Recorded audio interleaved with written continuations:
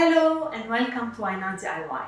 In our video today we're going to make together a delicious snack, appetizer or a light dinner, the cauliflower pops. This recipe is not only one of the quick and easy recipes to make, but it is done with a few ingredients. Before I proceed, please take a moment to subscribe to my channel if you haven't yet, and don't forget to turn on the notification button.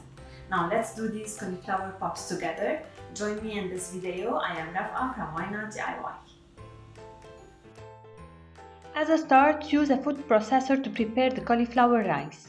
You need to add the cauliflower florets of one cauliflower head in order to transfer them into rice texture. Next, transfer the cauliflower rice into a preheated pan. Cook the rice until you make sure it lost the water excess. Alternatively, you can cook the rice for 4 to 5 minutes, then transfer it over a kitchen towel. Squeeze then the towel to take out the water excess.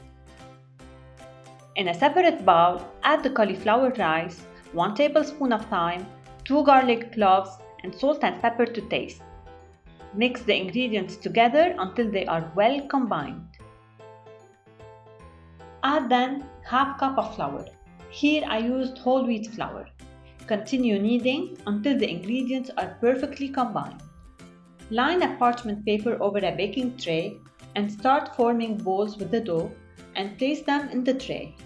Bake them for 20 minutes at 180 degrees. These are the cauliflower pops that we prepared today. They are baked, healthy, and flavorful. Although I added thyme to my recipe, you can always improvise and add other flavors and seasonings such as rosemary, paprika, parmesan cheese, and so on.